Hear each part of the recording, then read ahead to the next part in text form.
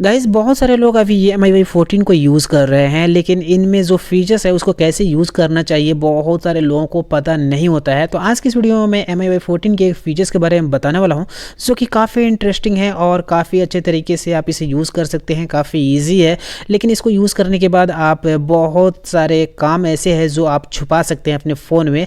जी हाँ, मैं आपको बताने वाला हूँ किसी भी एप्लीकेशन को आप कैसे हाइड कर सकते हैं MIUI 14 में। जबकि यहाँ पर जो पोको का फ़ोन होता है, यहाँ पर प्रेस एंड होल्ड करने के बाद वहाँ पर हाइड और अनहाइड का फीचर मिल जाता है। लेकिन यहाँ पर MIUI 14 में ये जो फीचर है ना, कुछ अलग तरीके से 13 से ही अलग तरीके से आ रहा है।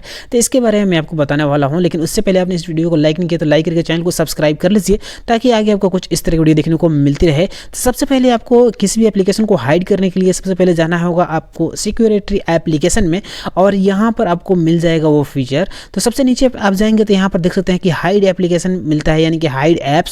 यहाँ पर अपना पासवर्ड जो भी लगाना है लगा सकते हैं, और उसके बाद यहाँ पर आपका जो भी एप्लीकेशन है ना जिसको आप हाइड करना चाहते हैं, तो वो सब कुछ आपको यहाँ पर मिल जाएगा।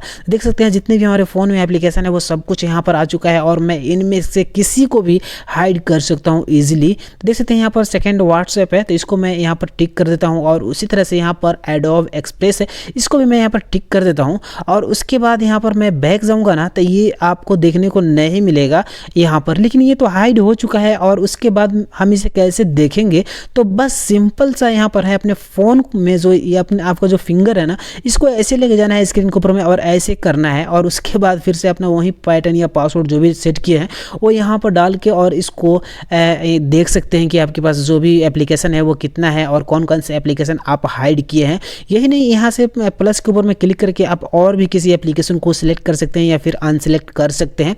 तो जैसे कि मुझे ये अभी हाइड नहीं करना है, कैलकुलेटर को हाइड करना है, तो बस ये मैं यहाँ पर टिक अनटिक कर दूंगा, और उसके बाद यहाँ पर बैक जाऊँगा।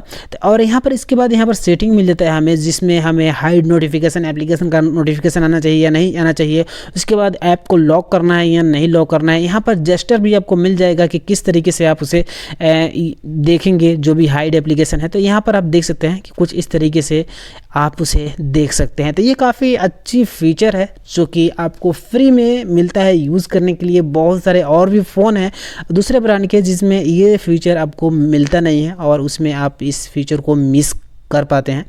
तो ये आपको MIUI में मिल जाता है, तो इस तरीके से यूज़ कर सकते हैं। अगर आपके सिक्योरिटी में नहीं आ रहा है हाइड ऐप, जैसे कि यहाँ पर बहुत सारे फ़ोन में ये हाइड ऐप नहीं आता है सिक्योरिटी एप्लीकेशन में, तो आपको सिंपली जाना है सेटिंग में, और यहाँ पर है सेटिंग में जाना है, और उसके बाद यहाँ पर टाइप कर देना है आपको हाइड।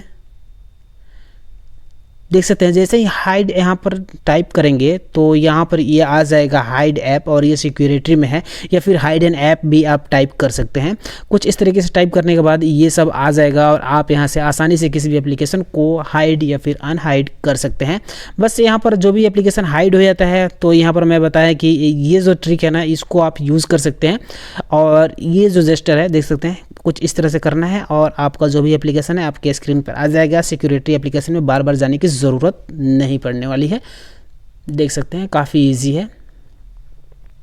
तो बस उम्मीद करता हूँ कि आपको ये वीडियो पसंद आई, तो लाइक कमेंट शेयर ज़रूर कीजिए। Thank you.